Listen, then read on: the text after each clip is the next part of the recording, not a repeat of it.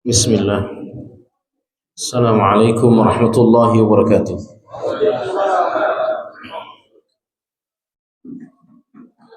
Alhamdulillahi rabbil alamin. Wassalatu wassalamu ala nabiyyina Muhammadin wa ala alihi wa ashabihi ajma'in, amma ba'd. Ikhwani wa akhwati jamaah yang Allah muliakan. Alhamdulillah, kita bersyukur kepada Allah Subhanahu wa taala. Pada malam hari ini kita kembali melanjutkan kajian kitab Tadhkiratus Sami' Al-Mutakallim fi Adabil Alimi wal Muta'allim.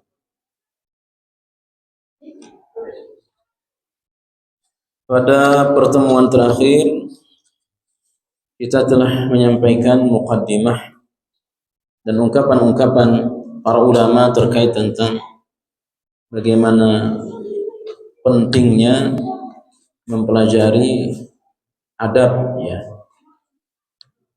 Adab itu adalah cerminan dari akhlak kita. Adab cerminan dari akhlak kita, cerminan dari jiwa kita.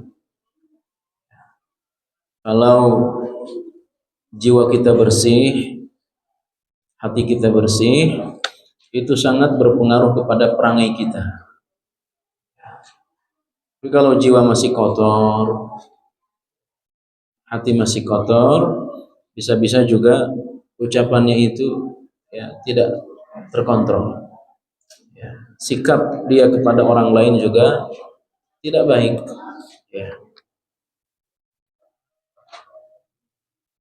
Karena itu kanu yata'allamuna al-huda kama yata'allamuna al-ilm.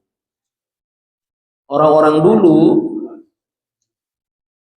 para tabi'in, mereka mempelajari sikap, mereka belajar sikap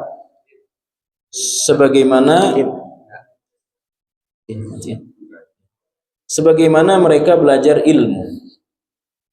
Ilmu itu Quran, hadis, fiqih, dan yang lainnya. Mereka sangat semangat. Tetapi mereka juga sangat sangat semangat mempelajari sikap-sikap yang baik, adab-adab yang baik.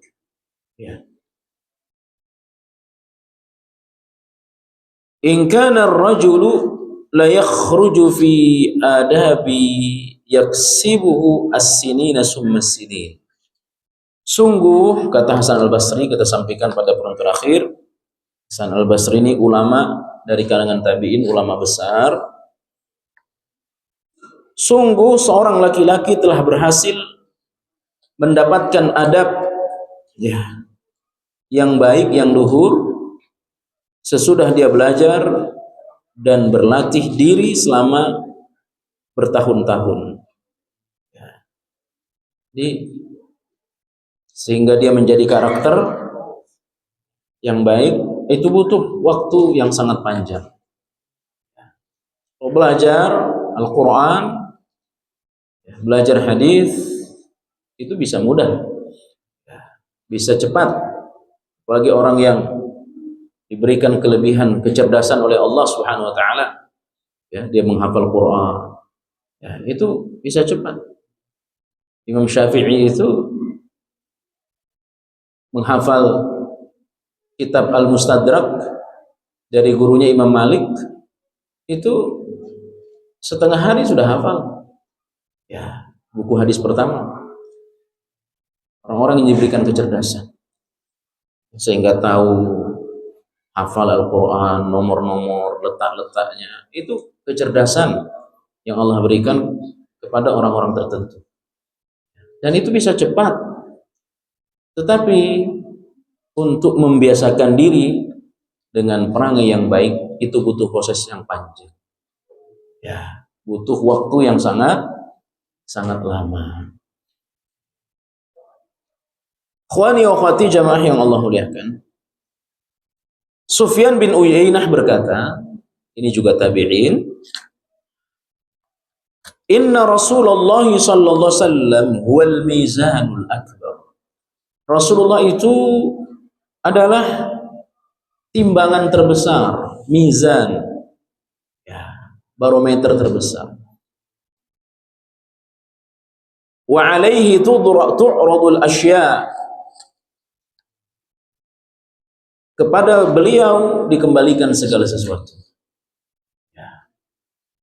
Akidah, ibadah, berkeluarga, berbisnis, berdagang.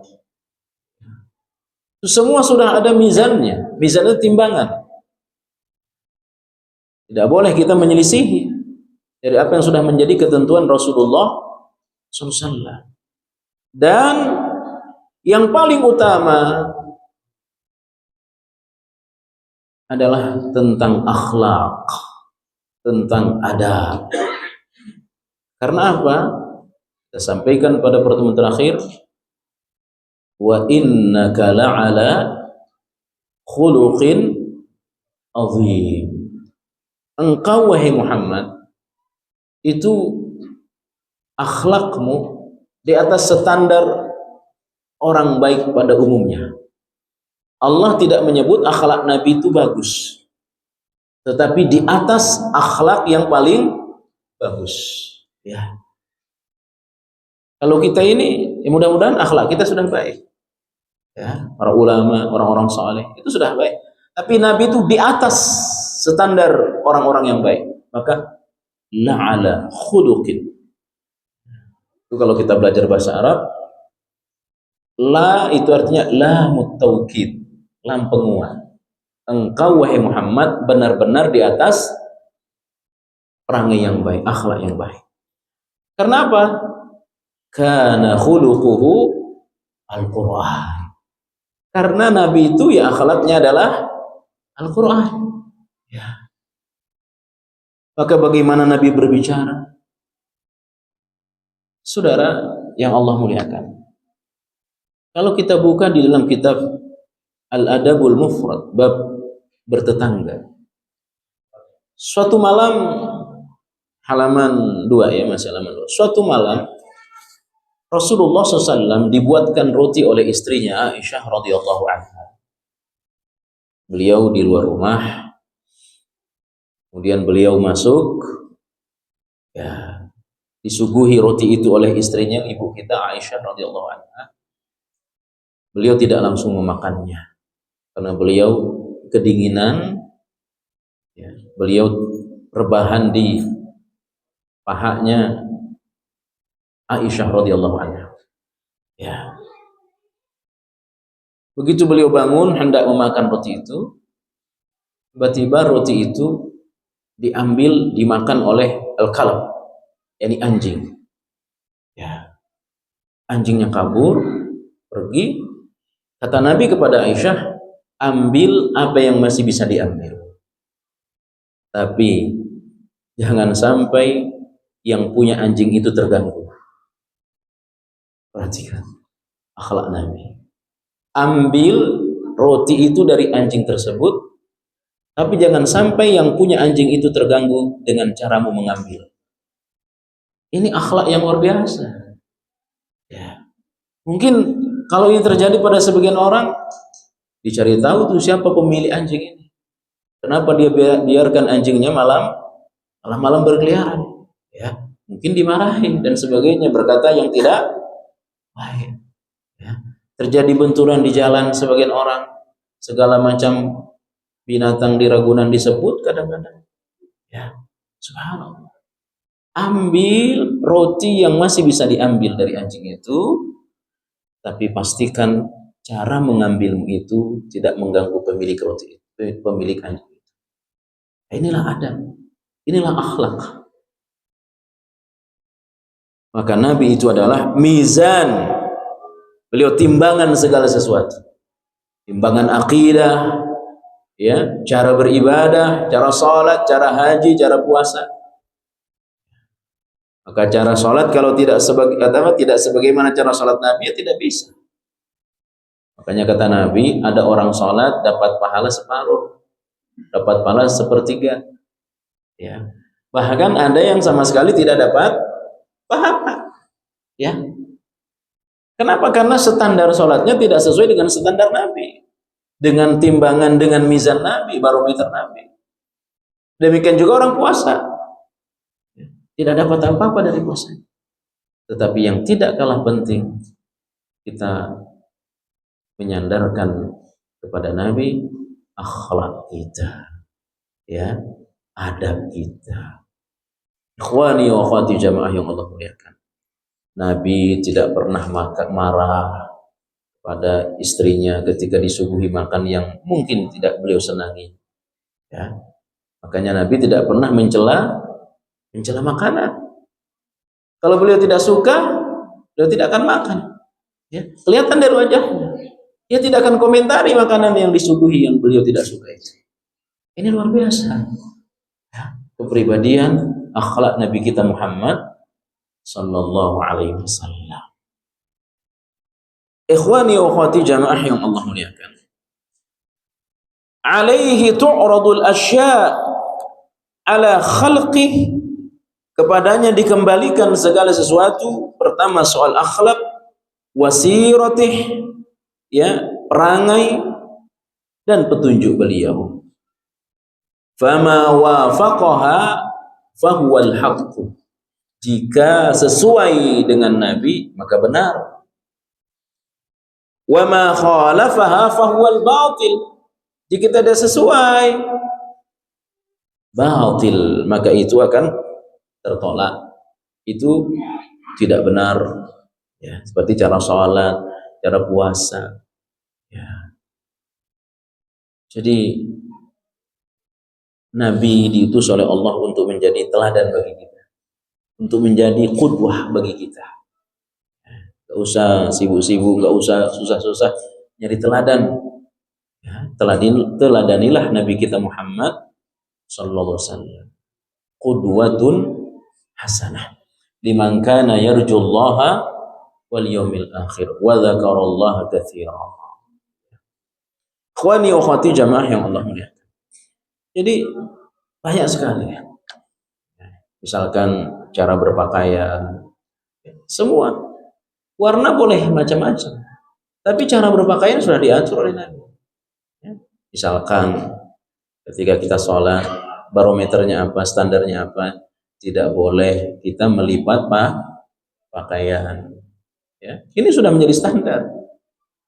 Tidak boleh melipat, mengikat apa ini? Mengikat rambut. Ya. Itu kata siapa? Ya kata Nabi, bukan kata kiai. Karena Nabi itulah barometer. Ya. Nabi itu adalah timbangan amal.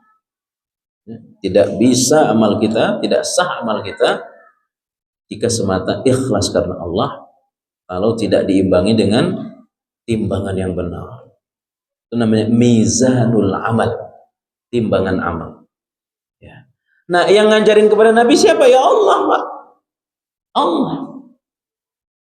Sebab ada satu perkara yang berdasarkan kepada ketimbangan Nabi sendiri itu ditegur oleh Allah. Dalam surah At-Tahrim Allah katakan, ya ayyuhan nabiyyu lima tuharrimu ma ahallallahu laka tabtaghi mardata azwajik. Ini Nabi bersikap sesuai dengan timbangan sendiri, mizan sendiri. Ya. Nabi itu kan istrinya sekian. Beliau makan minum madu. Tiba-tiba beberapa istrinya itu bersepakat karena terkesan cemburu kepada Aisyah radhiyallahu anha. Nah, Nabi dari rumah Aisyah, kata istri yang lain, mulut Nabi bau. Lihat tafsir Ibnu Katsir, surah Tahrim ayat pertama. Mulutmu bau ya Rasul. Kamu habis makan ini. Ada satu makanan ya yang berbau di Arab. Mungkin kalau kita semacam apa ini? Jengkol lah. Bawang, apalagi itu? Pete ya. Oh enggak, kata Nabi, saya tidak makan itu, saya habis minum madu. Tapi kenapa mulutmu bau? Maka hari itu Nabi mengharamkan minum madu. Nah, itu timbangan Nabi. Nah, timbangan Nabi ini salah. Kata Allah, lima tuharrimu ma Ahallallahu laka tabtaghi mardata azwajik. Wahai Muhammad, kenapa engkau mengharamkan apa-apa yang dihalalkan oleh Allah hanya untuk nyenengin istri? Nabi ingin nyenengin istri. Kalau begitu saya haramkan minum madu, biar kalian senang, biar mulut saya nggak bau. Ya. Jadi Nabi sebagai manusia biasa tidak selamanya bisa diambil. Dalam perang Uhud misalkan. Tapi Nabi Muhammad sebagai utusan Allah, maka pasti itu pertimbangannya langsung dari Allah. Ya. Makanya memandang Nabi itu ada dua, Pak. Secara akidah. Kalau kita belajar dalam kitab Tauhid Syekh Fauzan itu, sudut pandang Nabi itu dua cara memandangnya. Abduhu wa rasuluh. Pandanglah Nabi sebagai manusia biasa. Sebagai manusia biasa mungkin ada kelirunya. Seperti tadi dalam surat Tahrim. Tapi sebagai seorang rasul, beliau tidak akan pernah salah. Kenapa? Karena beliau itu adalah mizanul amal, timbangan amal. Nah, timbangan amal sebagai seorang rasul itu dari mana? Dari Allah. Allah nggak pernah salah. Tapi Muhammad sebagai manusia biasa bisa salah. Akhlak Nabi, ya, cara Nabi beribadah itu pasti benar. Kenapa? Karena semua ibadah itu sumbernya dari Allah Subhanahu wa ta'ala. Terutama yang tidak kalah penting adalah kepribadian, akhlak, cara bicara. Ya, Nabi tidak pernah keras suaranya kecuali dalam khutbah, ya. Beliau tidak membentak orang, beliau tidak pernah yang tadi saya sebutkan mencela makanan. Habib bin Ash-Shahid berkata kepada putranya, "Ya bunayya, wahai anakku, ishabil fuqaha." Berkawanlah dengan para fuqaha. Fuqaha itu artinya orang yang faqih terhadap agama. Dekatlah dengan mereka, karena itu menentukan agama kita. Ya. Kita bisa bersikap bertanya kepada mereka, fas'alu ahla dzikri in kuntum la ta'lamun. Kalau kalian tidak mengerti tentang agama, ya tanya kepada siapa? Ahla dzikri. Siapa ahla dzikri? Orang yang faham Al-Quran. Maka berteman dengan orang yang faham agama itu kenikmatan. Ya. Ada hal yang syubhat kita bisa tanya. Ada hal yang membuat ragu-ragu, bertanya. Jangan ambil sikap sendiri. Ya, sebab kalau kita ambil sikap sendiri, apalagi dalam persoalan hukum, besar kemungkinan salah. Tapi kalau bertanya kepada faqih, ya, mereka akan menjawab dengan ilmu, bukan dengan perasaan. Ya, contoh, ya, ketika seseorang di medan perang tiba-tiba dia kepalanya kena batu, ya, batu sampai terluka. Dia tanya kepada sahabat yang lain, "Saya boleh tayamum nggak?" Kata dia. "Oh, nggak boleh, selama masih ada air." Dan dia mimpi junub. Ya, "Saya boleh tayamum?" "Nggak bisa, kamu udah junub, itu masih ada air." Akhirnya dia wudhu, dia mandi junub, mandi besar. Sesudah itu dia meninggal. Ya. Inilah kalau salah tempat bertanya. Maka ishabil fuqaha, bersahabatlah, berkawanlah dengan orang yang faham agama. Ya, itu kenikmatan. Ya. Karena Bapak, kita semua ini terlalu banyak persoalan agama yang kita tidak ketahui. Ya. Selain kita berkawan dengan fuqaha wal ulama, para ulama. Ya. Nah, ulama itu apa? Orang yang takut kepada Allah. Itu ulama. Fuqaha itu orang yang mendalami ilmu Allah. Itu namanya fuqaha. Faqih, ya, namanya faqih, orang yang faham mendalam tentang agama ilmu Allah. Tapi kalau ulama, dia tidak sekedar faham. Dia juga orang yang takut kepada Allah. Makanya Allah katakan dalam Quran surah Fatir, innama yakhshallaha min ibadihil ulama. Orang yang takut kepada Allah itu ya ulama. Ya. Ulama itu ya pasti akhlaknya bagus. Ya, adabnya pasti bagus. Kalau dia ulama, gaya bicaranya kasar, itu bukan ulama. Itu bisa jadi ubaru, Pak. Ya. Kalau ulama itu dia akhlaknya bagus. Kenapa? Pertimbangannya itu selalu Allah. Takut dia kepada Allah. Itu ulama. Ya. Ulama hanya sekedar punya gelar, pandai bicara, ya, tapi tidak sesuai dengan apa yang dia sampaikan. Ya, akhlaknya, itu bukan ulama. Ya, ulama itu adalah orang yang takut kepada Allah. Maka berkawanlah dengan dua orang. Berkawanlah dengan orang yang faham agama Allah, dan berkawanlah dengan para ulama.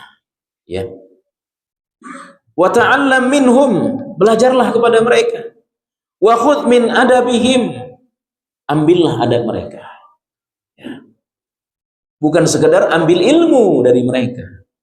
Ya, tetapi ambil dari mereka apa? Adab, akhlak. Ya. Bagaimana akhlak mereka? Bagaimana? Subhanallah. Jadi ulama itu sekali lagi tidak sekedar dinilai seberapa gelar di depan dan di belakang namanya. Tidak sekedar berapa banyak ayat hadis yang dihafal. Tetapi ulama itu adalah dalam perangainya juga ditentukan. Ya. Wani wa khati jamaah yang Allah. Ambil ilmu dari mereka. Tapi tidak kalah penting ambil apa? Adab dari mereka. Ya. Ambil akhlak dari mereka. Ya. Kenapa? Sikap mereka itu adalah selalu berdasarkan kepada ilmu. Ya. Fa inna dzalika ahabbu ilayya min katsir minal hadits. Ya, berkawan dengan ulama, dengan fuqaha, mengambil ilmu dan adab dari mereka itu lebih saya cintai daripada mengambil hadis dari mereka.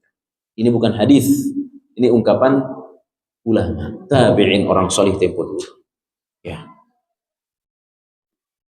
Makanya saudara, kalau kita belajar bagaimana Imam Bukhari itu ya, dia berjalan ribuan kilo karena dia mendengarkan ada hadis di sana. Ya, ada hadis. Dia harus tempuh ribuan kilo. Begitu dia sampai, ternyata orang yang dianggap memiliki atau menghafal hadis, dia sedang ngerjain ayam. Di apa ini? Dia kalau cara manggil ayam gimana sih? Gimana, Pak? Ya, kalau orang kampung kami kur kur kur kur kur. Ya, seolah-olah di tangannya ada makanan. Begitu ayamnya mendekat, ternyata di tangannya nggak ada makanan. Nah, ini pembohong ini. Ya. Ayam aja dibohongi, apalagi hadis. Ini kan akhlak. Ya. Ini nggak jadi diambil, Pak, hadis darinya. Padahal sudah ribuan kilo dia menempuh jalan. Ya. Makanya kalau kita belajar hadis, di antara pertimbangan sah dan tidaknya hadis itu siqat dan adil. Ya, dia itu orang jujur apa tidak? Ya. Kalau sudah diketahui dia pernah bohong, itu nggak boleh diambil hadis darinya, Pak. Ya. Nah, bohong itu soal akhlak. Ya. Bisa jadi dia siqat, hafalannya kuat. Ya, dhabit. Bisa jadi hafalannya kuat, ilmunya luar biasa. Tetapi dia pernah bohong. Dia pernah ngerjain orang. Nah, itu dianggap hadisnya itu lemah. Ya, hadisnya lemah. Nah, ini soal adab. Makanya saudara, ada 3 orang yang salatnya itu tidak melewati kedua daun telinganya, kata Nabi. Ya. Artinya apa? Tidak tembus kepala, tidak tembus ke langit salatnya. Salatnya tidak diterima. Tidak tembus ke langit karena Allah tinggi di atas arsy. Salatnya tidak sampai ke langit, hanya di daun telinga. Siapa 3 orang itu? Yang pertama, seorang perempuan, ya, seorang perempuan yang dia itu membuat suaminya marah. Dia tidur dalam keadaan suaminya marah. Itu salat perempuan ini tidak diterima oleh Allah. Saya ulangi, yang pertama, seorang perempuan yang dia tertidur di malam hari dalam keadaan suaminya marah kepada dia. Yang kedua, seorang budak yang pergi kabur dari tuannya. Ya, sementara dia sudah berakad akan kerja sampai sekian, tapi belum sampai selesai dia sudah kabur. Yang ketiga, imam yang tidak disukai oleh jamaah. Seorang imam sholat yang jamaah itu tidak suka kepada dia. Yang tidak diterima itu ya sholatnya imam itu, Pak. Nah, tidak disuka itu soal apa? Bukan soal suara, tapi soal adab. Bagus baca Qur'annya, banyak hafalannya, tapi di luar senang ngomong gibah banget. Ya. Di luar masih main gaple, ya. Habis waktu main catur. Itu nggak layak jadi imam sholat, ya. Nggak layak. Apalagi judi, ya. Ini soal akhlak, bukan soal bacaan Quran, hafalan Quran. Maka imam seperti ini sholatnya nggak diterima hanya karena dia suaranya bagus, terpandang di situ. Dia mungkin ikut sebagai pendiri masjid, akhirnya diangkat menjadi jadi imam, atau mungkin karena sudah sepuh, ya. Tapi akhlaknya nggak benar, ya. Lisannya kasar, lisannya kotor, ya. Akhirnya jamaah nggak ada pilihan kecuali harus sholat di situ, maka sholat imam itu tidak diterima oleh Allah. Ini soal adab, ya, soal akhlak. Karena itu, wahai anakku, saya lebih senang kamu belajar adab dari ulama, dari faqih, daripada belajar hadis, katanya. Saya ulangi, ini bukan hadis, ini ungkapan ulama. Ya bunayya, la an ta'allama baban minal adabi, wahai anakku, la an ta'allama, aku lebih menyukai engkau, wahai anakku, belajar satu bab kaitannya dengan adab, min an tata'allama sab'ina baban min abwabil ilmi, daripada engkau belajar sekian bab tentang ilmu. Ya. Saya lebih senang engkau belajar satu bab tapi membahas tentang adab, ya, daripada engkau belajar sekian bab yang di dalamnya tidak ada dibahas tentang apa? Tentang adab, tentang akhlak, ya. Ini bukan meremehkan, bukan. Artinya apa? Ya, kita belajar adab, saat yang sama kita juga belajar tentang ilmu. Dua-duanya dipelajari. Tetapi skala prioritas dalam bahasa Arab, ahammun qablal muhim, yang penting, yang terpenting sebelum yang penting, ya. Makanya dalam kitab Imam Bukhari itu, al-ilmu qablal amal, ilmu sebelum amal, ya, dan adab sebelum ilmu, ya, adab sebelum ilmu. Makhlad bin Al-Husain berkata kepada Ibnul Mubarak. Ibnul Mubarak itu ulama salaf dari kalangan tabi'in juga, ya, dua-duanya tabi'in. Tabi'in itu apa sih? Tabi'in itu generasi sesudah sahabat, dan mereka ketemu. Kalau sahabat, generasi yang ketemu dengan Nabi, beriman kepada Nabi, meninggal dalam keadaan keimanan, itu namanya sahabat, ya. Abu Jahal juga ketemu Nabi, Pak, tapi bukan sahabat, ya. Nah, kalau tabi'in itu ketemu dengan sahabat. Nah, di bawah tabi'in ada namanya apa? Atba'ut tabi'in, generasi sudah tabi'in. Dan dia tidak ketemu sahabat, dia ketemunya tabi'in. Nahnu ila katsiri minal adabi ahwaj minna ila katsiri minal hadis. Kita katanya lebih memerlukan banyak adab dibanding banyak hadis. Ya. Seorang berkata kepada Imam Syafi'i, "Kaifa syahwatuka lil adabi?" Bagaimana keinginanmu kepada adab? Qala asma'u bil harfi minhu mimma lam yasma'uhu fatawaddu aqdani anna laha asma'an tatana'am biha qila wa kayfa talabuk qala talabul mar'ati al mudillati waladaha wa laysa laha ghairuh. Dikatakan kepada Imam Syafi'i ulama besar, ya, guru dari beberapa ulama mazhab. Imam Syafi'i ini memiliki adab yang luar biasa, Pak. Yang sangat luar biasa. Apa adabnya, apa akhlaknya? Dia itu memiliki mazhab lama. Dia murajaah, dia ulang-ulang lagi. Akhirnya mazhab lamanya itu diperbaiki. Makanya disebut dengan mazhab qadim. Ya, hebatnya Imam Syafi'i. Dan beliau sangat hati-hati. Sebelum mengeluarkan fatwa Imam Syafi'i itu sholat dulu, Pak, istikharah dulu Imam Syafi'i. Ya, tapi ya manusia tidak lepas dari yang namanya salah. Karena yang tidak salah itu hanya Rasulullah SAW. Kalau ulama mazhab ya ada salahnya. Ya, ada satu buku bagus sekali, Ajaran Imam Syafi'i yang ditinggalkan oleh pengikut Syafi'i. Ditulis oleh Dr. Firanda Andirja. Bagus untuk dibaca. Ajaran Imam Syafi'i yang ditinggalkan oleh pengikut mazhab Syafi'i. Ya.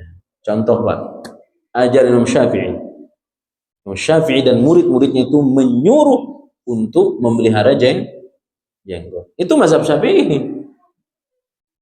Maka ada satu ungkapan, saya kutip di kitabnya Imam Syafi'i itu, di kitabnya Ustaz Firanda itu, andai boleh, ya, seseorang itu ditakdirkan oleh Allah tidak punya jenggot, andai boleh membeli, dia akan beli, dia akan bayar, kalau dihitung secara rupiah itu sekitar 7 miliar hanya untuk punya jenggot. Itu ajaran Imam Syafi'i, Pak. Ya, saya sarankan beli bukunya itu, bagus sekali. Ajaran Imam Syafi'i yang ditinggalkan oleh pengikut Syafi'i. Bukunya tebal segini. Ya, dan banyak sekali. Ya, jadi apa artinya? Imam Syafi'i ini orang yang sangat beradab. Ya, orang yang sangat santun, dan tentu Imam Syafi'i sangat dermawan. Makanya di antara sebabnya kenapa kenapa pengikut Syafi'i itu sangat banyak, karena beliau itu dermawan. Pernah beliau ngajar di Mekah. Ya. Sebelum mulai mengajar, itu murid-muridnya sudah pada datang, Pak. Kenapa? Imam Syafi'i itu bawa emas sekian kilo.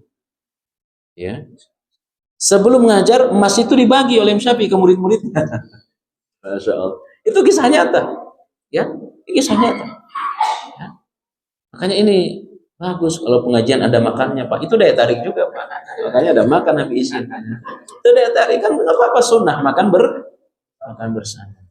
Tapi sesekali kebulilah, jangan gorengan terus, Pak. Ya. Sesekali. Tapi jangan dianggap serius, ya, jangan dianggap serius.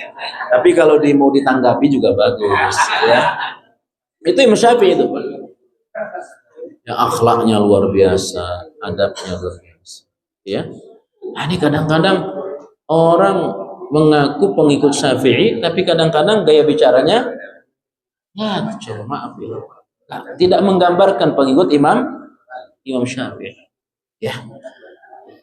Bagaimana keinginanmu kepada adab? Imam Syafi'i ditanya.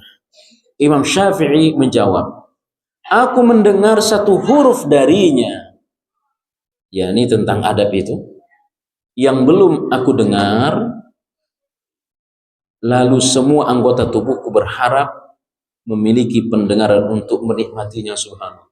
Ya. Jadi kalau ada satu huruf tentang adab yang belum pernah aku dengar, maka yang ingin mendengar bukan hanya telingaku, tapi seluruh anggota tubuh. Begitu adab orang soleh tempo dulu, Pak. Ya.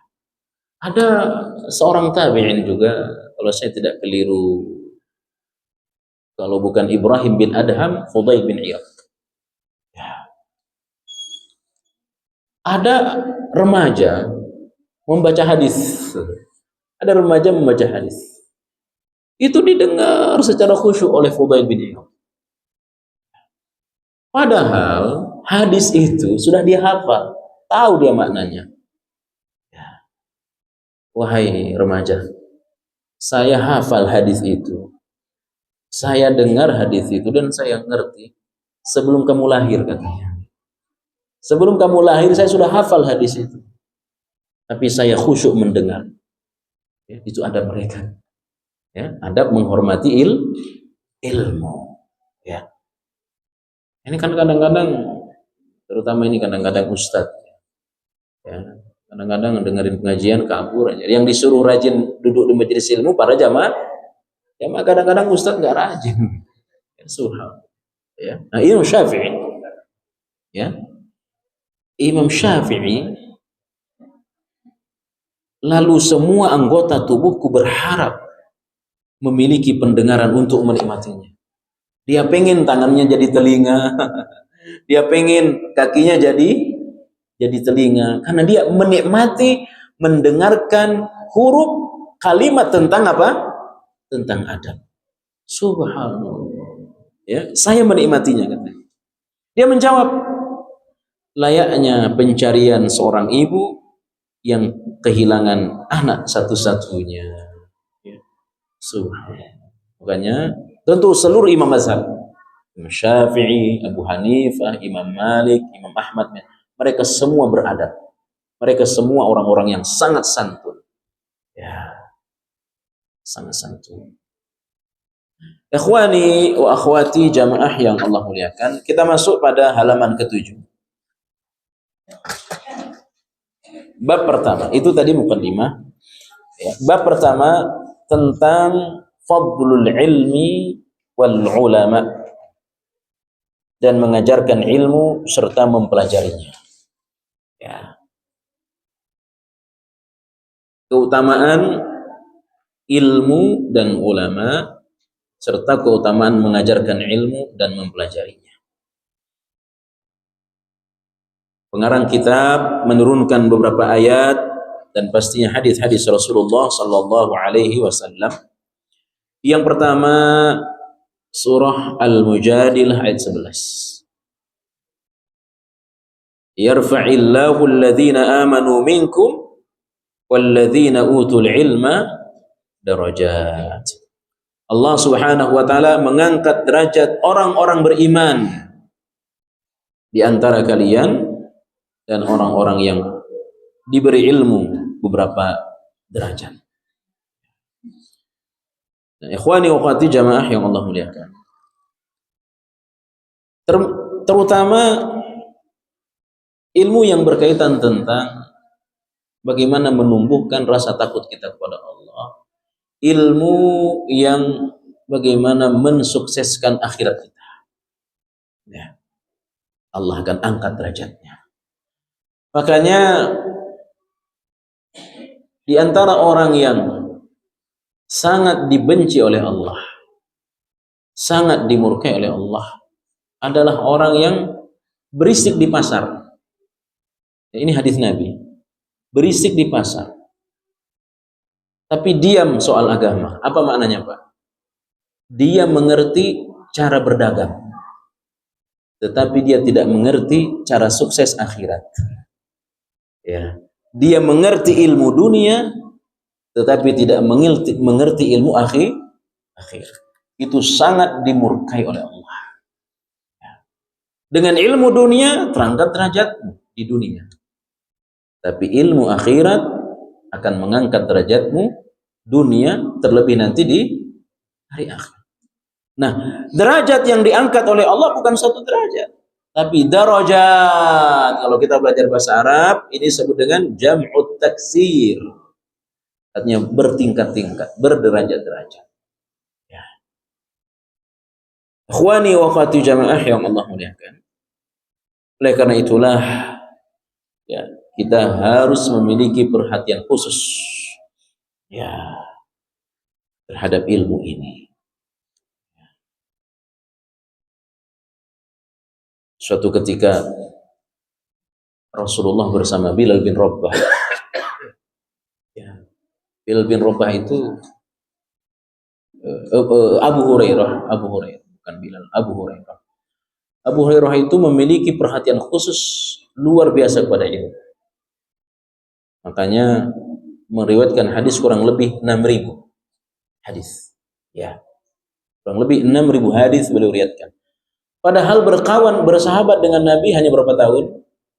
Kurang lebih 2 sampai 3 tahun saja. Makanya difitnah oleh orang Syiah. Difitnah oleh orang Syiah. Itu bukan hadis, itu ucapan-ucapan Abu Hurairah saja. Coba bayangkan, hanya kurang lebih 3 tahun paling banyak meriwayatkan hadis. Karena beliau punya perhatian khusus terhadap ilmu. Nah, suatu ketika Abu Hurairah belajar berdua dengan Nabi. Ternyata dalam kondisi kelaparan. Nah, kondisi lapar itu tidak menyebabkan beliau hilang semangatnya terhadap ilmu. Apa yang dia lakukan? Dia ikat perutnya dengan batu. Ya, dia ikat perutnya dengan batu. Ternyata kondisi yang sama juga dilakukan oleh Nabi Muhammad SAW.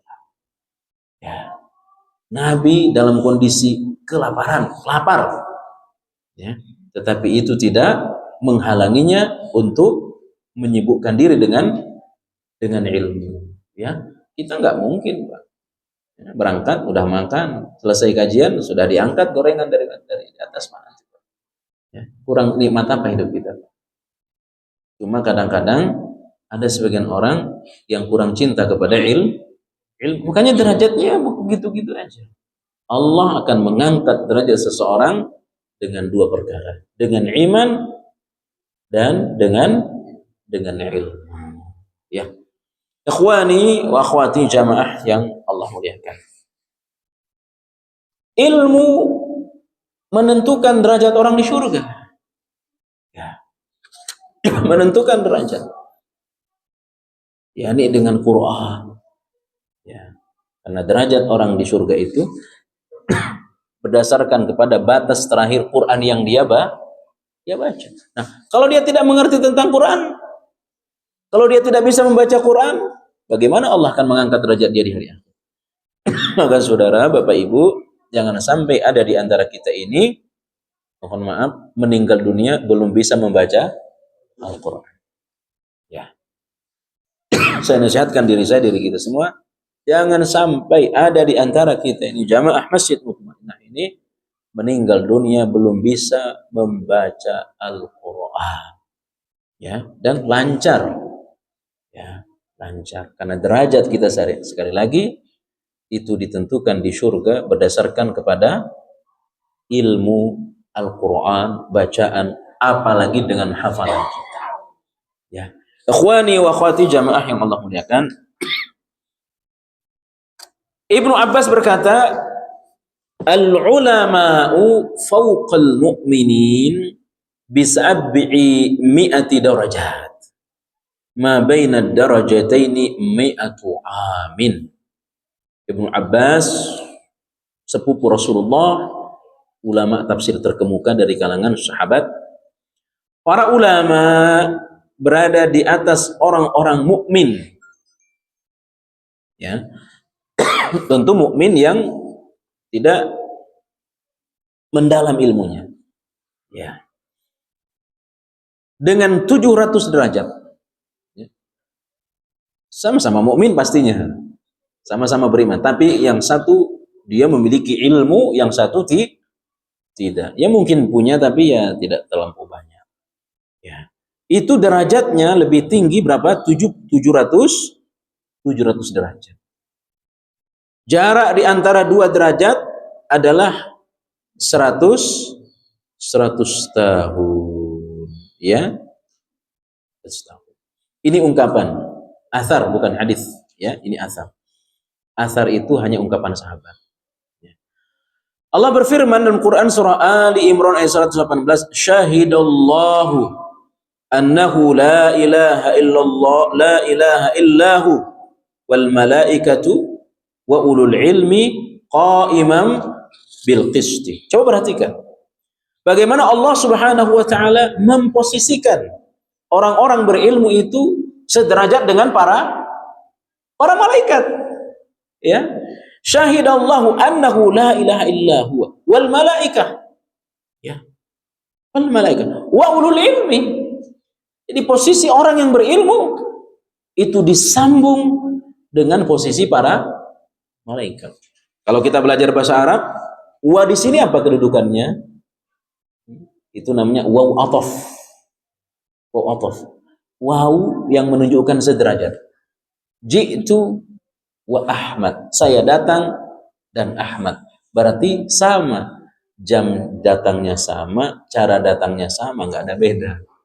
Tapi kalau saya katakan ji'tu summa Ahmad, saya datang kemudian Ahmad datang, itu beda.